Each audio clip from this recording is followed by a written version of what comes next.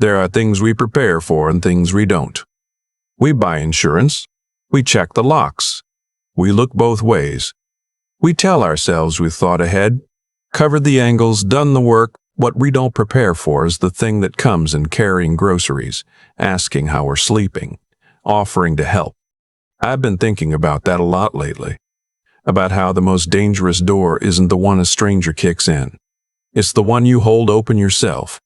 My name is Roy. I'm 67 years old and I live in Guelph, Ontario, in the same house my wife Helen and I bought in 1991, when the maple in the backyard was barely taller than our daughter. Helen passed 3 years ago. Pancreatic cancer, 6 weeks from the scan to the end. The maple is enormous now. It shades most of the back garden, and I still think about telling her that every time I look at it. I worked 34 years as a pipe fitter out of local 6630, Hamilton. Retired at 62 because my knees were telling me things I'd started listening to. The pension from the union is solid. We paid off the house in 2009. There's money in the RSP and in the TFSA that I've managed carefully, the way Helen and I managed everything, together, quietly, without making a fuss about it. We weren't wealthy, we were careful. There's a difference, and it matters. My daughter Nora is 38. She lives in Burlington with her husband Kevin and their 2 kids. Kevin works in commercial lending. He's the kind of man who makes everything sound reasonable in the moment, and then you drive home afterward and realize you're not sure what you actually agreed to. He has that quality. I noticed it early on, and I told myself it was just how people in finance talked. Nora and I are close in the way parents and only children get close when they've lost someone. We talked most Sundays. She texted through the week. After Helen died, she started dropping by more often, which I appreciated. The house does get quiet. A house that size, that old, has a particular silence in it when it used to have 2 people. Last November, Kevin showed up at my door on a Saturday morning without Nora. He had a reusable bag from a bakery on Locust Street and a box tucked under his arm. He said Nora had been worried about me with the winter coming, with the ice on the walkway, with all of it. He said she'd wanted to come, but Marcus had a hockey tournament and she was with him all day. The box held a smart home hub. One of the newer ones, the kind you plug in, and it handles your thermostat, your door camera, your indoor sensors, all from one app. He talked about how he'd already set it up on his phone so he could monitor things remotely, make sure I hadn't slipped going to the garage, make sure the heat wasn't dropping overnight. He said he had a contact through work who'd gotten him a good deal. He installed it himself in less than an hour. Front door camera, one in the main hallway, one covering the kitchen. He walked me through the app. He said Nora would sleep better knowing it was there. He wasn't wrong that she'd been worried. She had been. And I was genuinely touched, or something close to touched. I thanked him. He patted me on the arm on his way out and said to call if anything wasn't working right. I used the system for about 6 weeks without a second thought. Doug is the one who changed that. Doug Kehoe and I have been friends since our 2nd year as apprentices. He went a different direction, spent most of his career in industrial instrumentation and controls. Retired now, but still sharp. We have lunch most Thursdays at a Vietnamese place on Wyndham that we've been going to since it opened under different ownership 12 years ago. He's 69. Moves slower but thinks faster than he ever did. I was showing him the app. Proud of it, if I'm being honest. Telling him Nora could check in during a storm, that I could see who was at the door from my phone. He asked me the brand of the hub. I told him. He asked who'd set it up. I told him Kevin had. He asked if Kevin still had access. I said yes. Why wouldn't he? Doug put his chopsticks down. Not dramatically, just set them down. He looked at me the way a man looks at a situation he's already calculated and doesn't love the answer to.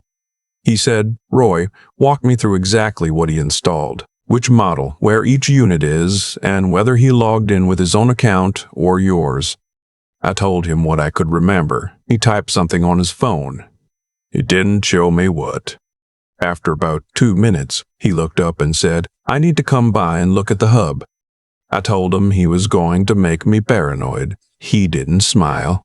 That afternoon in my front hall, Doug had the hub unplugged and open on my kitchen table within 20 minutes. He has a soft case of small tools he keeps in his truck.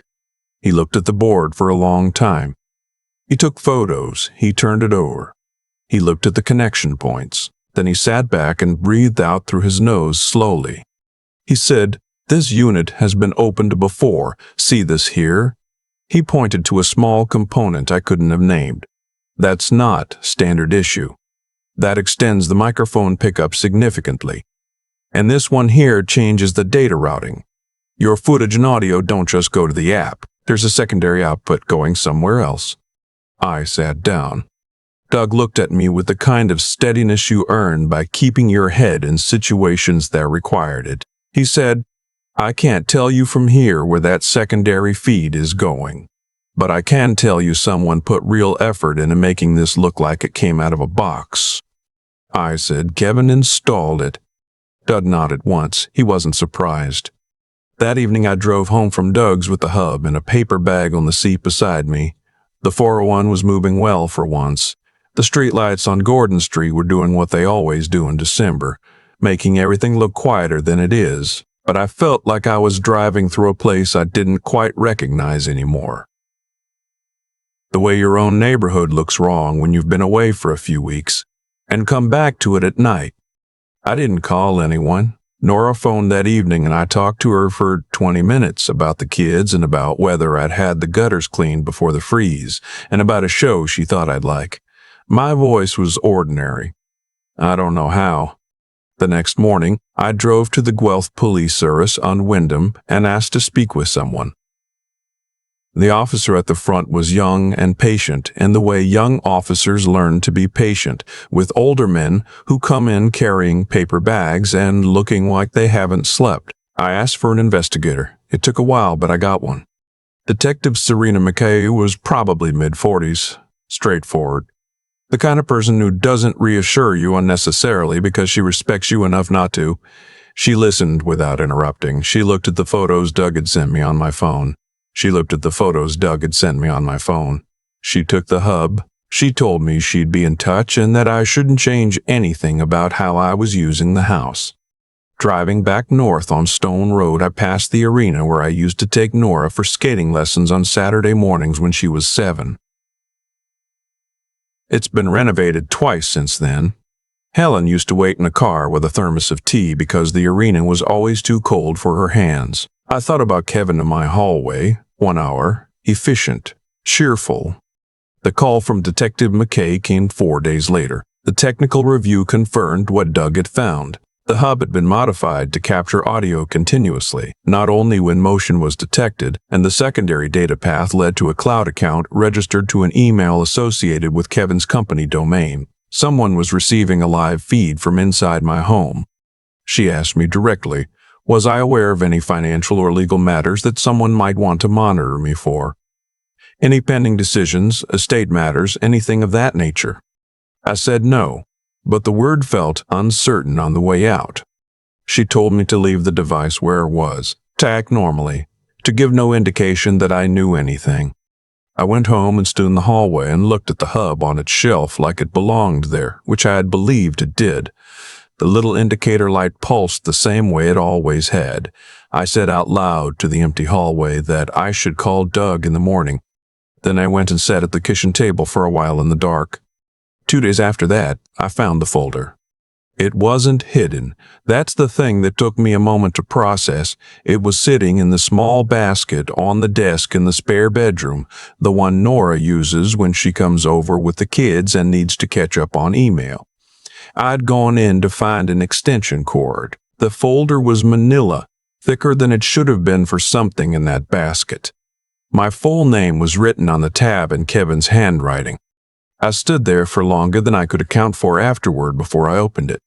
Inside were printed documents, legal language, the kind that looks authoritative in a specific font before you read it closely enough to understand what it's actually saying. The words landed slowly, the way cold water does when you're not expecting it. The first section was a template for a representation agreement. The second was a capacity assessment framework with handwritten notes in the margins. The third was a draft application for a committee of person and estate under the Ontario Substitute Decisions Act.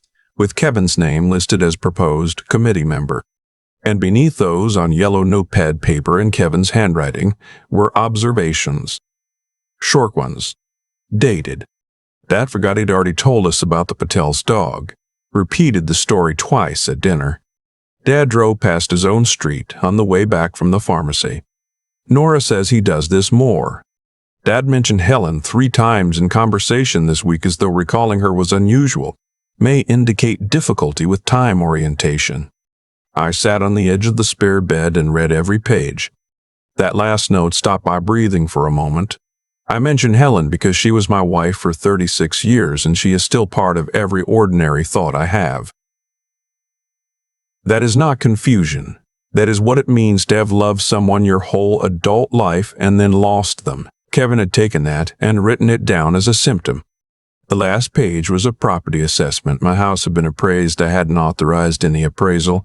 The figure on the page was $748,000. Beside it, in Kevin's handwriting, were my RSP balance, my TFSA balance, my monthly pension amount from the union, and the death benefit figure from Helen's life insurance that I'd never touched.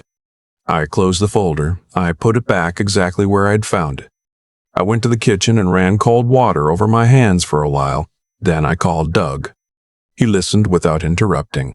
When I finished, he asked me one question. Roy, has Kevin ever asked you about the house, about what happens to it? I thought about it. Last Easter, standing in the driveway after dinner, there'd been a conversation. Casual. Kevin had mentioned how property values in Guelph had held up better than expected. What a shame it was that so many good houses near the university ended up getting sold to developers when families didn't have a plan in place. I thought it was just the kind of thing someone in finance talked about. The background noise of his work coming through. Doug said, you need a lawyer before anything else, and you keep feeding that camera like you don't know it's there. That second part was the harder one to explain to myself. I called my solicitor, Allison Tan, the next morning. She'd handled Helen's estate, and I'd known her professionally for 11 years. I met her at her office on Macdonell before 9. I brought the folder. She read every page with her glasses on and her expression doing nothing in particular, which I recognized as the expression of someone being careful. When she finished, she sat it down and looked at me and said, "This is a substitute decision-maker play. They haven't filed anything yet, which means you have time. But whoever helped Kevin draft these templates understood the Substitute Decisions Act well enough to build a real foundation. This isn't someone who Googled it once." She gave me the same instruction Detective McKay had given me. Document everything, change nothing outwardly, sign nothing. I went home and put the folder back in the basket. What followed over the next 3 weeks was the most uncomfortable thing I have done as an adult. Every morning I got up and performed for a camera I now knew was modified, the role of a man who was losing his edges. Not dramatically, not in a way that would strain anyone's credulity. Strategically, the way you apply exactly as much pressure as the situation needs. I said out loud in the hallway that I'd almost missed my follow-up at the cardiologist's because I'd written it in the wrong week. I left a note on the fridge to remind myself to take my blood pressure medication and then mentioned it on the phone to Nora like it was a new habit. I said once, sitting in the living room, that some days the house felt hard to manage on my own. Each time I went to Doug's afterward and documented it. The time, the exact words, which camera I'd been nearest. He showed me how to keep a time-stamped log in multiple formats, including handwritten, dated, witnessed. He reminded me that Ontario courts give significant weight to contemporaneous handwritten records. He said, "You're an older man living alone, Roy. The system is built on the assumption that you'll accept being managed. Paper keeps you in the room." The responses came the way I'd expected. Kevin texting Nora, Nora calling me. Gently at first, checking in, then Kevin bringing dinner over on a Wednesday without being asked, watching me eat, asking about my medications with his elbows on the table and his face arranged into something he intended to look like care. He asked very naturally, the way he asked everything, whether I'd ever thought about what the future might look like, about whether there were people who could help manage things, about whether it ever got to be a lot. I told him things were fine. I let just enough uncertainty cross my face. Not much. A small dimming. Enough. Nora called the following Sunday to ask if I'd come for dinner the week after. She said Kevin wanted to sit down together, just family, to talk about some things. Her voice was careful in a way I recognized from the months after Helen died, when everyone was being careful with me and I had nowhere to put any of it. I said, of course. The dinner was at their house in Burlington. The kids were upstairs and the kitchen was tidy in the way kitchens get when someone is prepared for a conversation rather than a meal. Nora made tea. Kevin sat forward in his chair with his forearms on the table, which is what he does when he's decided how something is going to go. He talked about how much they both cared about me, about how hard it was to watch me struggling. His word, struggling. He talked about Helen, about how she would want them to take care of me the way she had. He paused after her name the way people pause when they're using someone as a tool and calling it love. Then he laid a folder on the table, not the one from the spare room basket, a cleaner version, a presentation version, my name at the top. His name listed as proposed attorney under a power of attorney document with Nora listed as alternate. He said it was just a starting point, just to make things easier, to give everyone peace of mind. I looked at Nora. She was looking at her tea. I picked up the folder. I turned the pages slowly. I said I'd want to take some time with it, that it was a lot to read through carefully. Kevin said, of course, take all the time I needed. He was relaxed. He thought this was already done. I called Detective McKay that night and told her about the folder. She said that's what we needed. I want to tell you what it was like to walk into Allison's office 2 weeks later knowing that Kevin was walking in behind me, expecting one thing and about to receive something entirely different. My hands were still on the drive down the 403. I thought they might shake when the moment came. They didn't. I've been in situations where the only right move was to stay completely level and do the work in front of you. 34 years of trade work teaches you that. You identify the problem. You prepare the solution. Then you do it. Allison's boardroom had good light, a window looking out toward the market square, a long table that had seen many difficult conversations.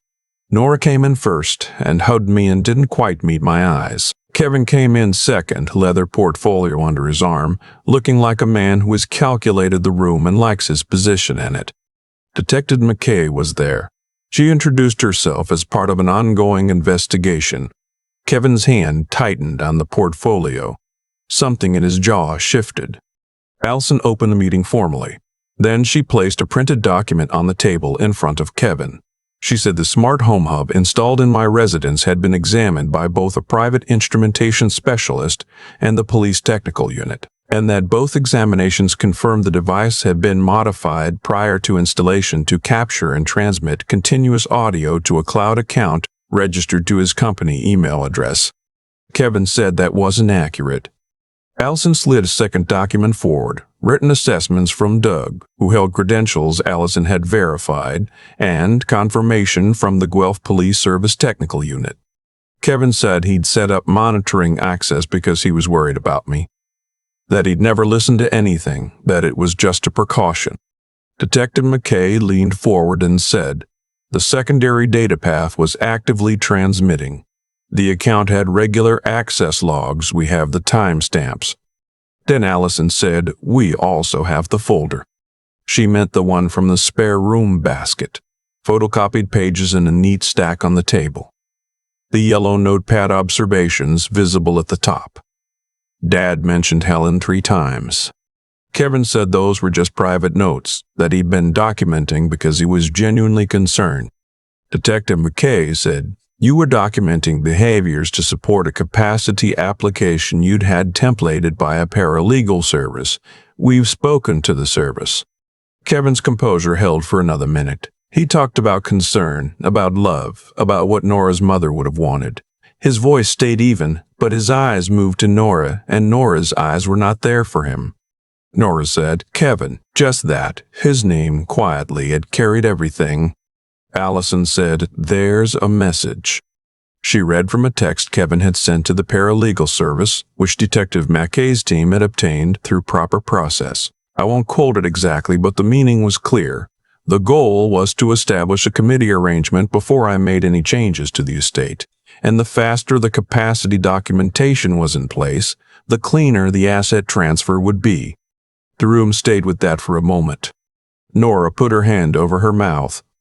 Kevin stood up. He said this had been mischaracterized. He said I had been coached. He said the documentation he'd kept was legitimate concern, that he'd been watching me decline for over a year, that I was a proud man who wouldn't ask for help, that Helen would have wanted the family taken care of.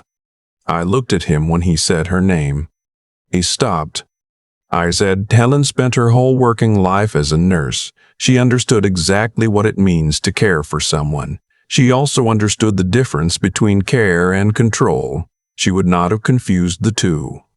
Kevin sat back down. Detective McKay said she'd be in contact with his attorney regarding the modified device and the misrepresentation made to multiple financial institutions during the property assessment inquiry, which had been conducted without authorization. She said it without drama, the way people say things that are simply true.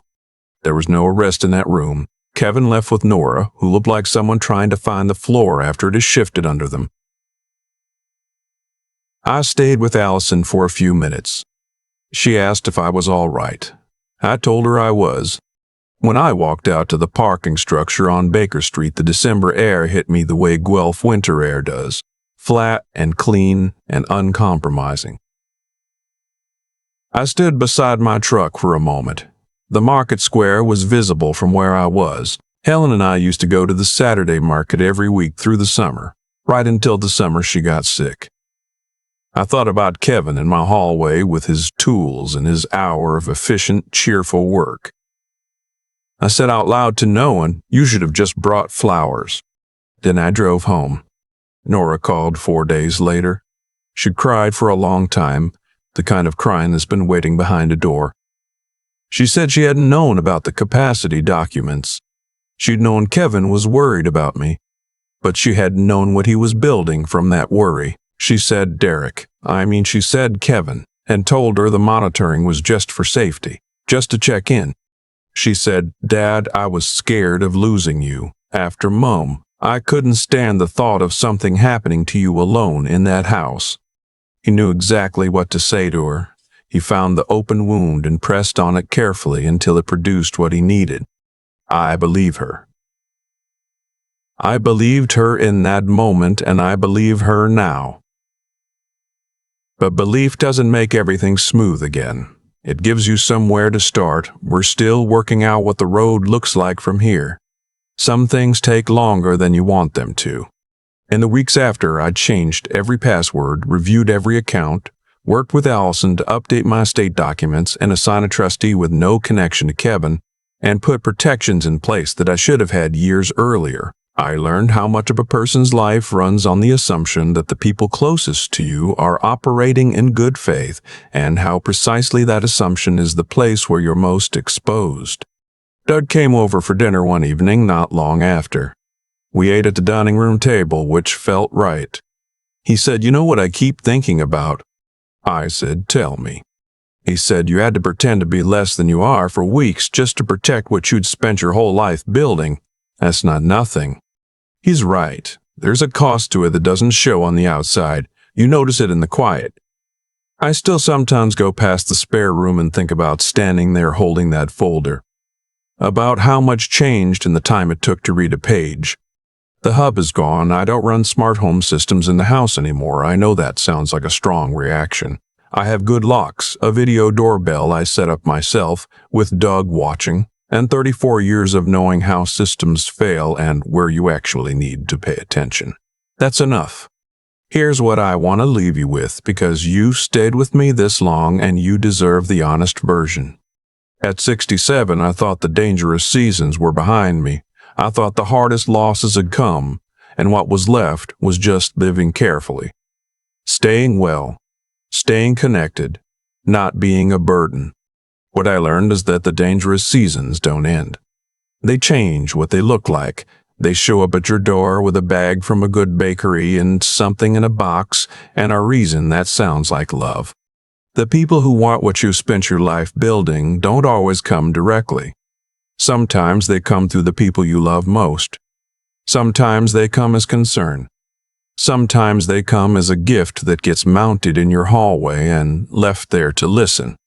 If someone in your life is tracking your routines, your finances, your health, your state of mind, not the way people track those things when they love you and are part of your life, but the way people track them when they're building something, trust that feeling. Write it down. Get a second opinion. Talk to a solicitor before you talk to them. Your home, your pension, your savings, your right to make your own decisions. Those things are worth protecting. Don't let anyone convince you that protecting them is the same as not trusting the people who love you. Real love does not need your signature. It does not need administrator access. It does not need a device in your hallway running quietly while you sleep, noting your patterns, waiting. If this story felt familiar, don't keep that to yourself. These things live in silence. They don't survive the light. Take care of yourselves out there. I still think about the moment I stood in that spare room holding a manila folder with my own name on the tab, written in my son-in-law's handwriting. The maple out back was losing its last leaves. The house was quiet, and everything I thought I understood about my own life was rearranging itself on the other side of a single page. What happened to me didn't happen because I was careless. It happened because I was trusting. And for a long time after, I had to sit with the question of whether those two things are the same.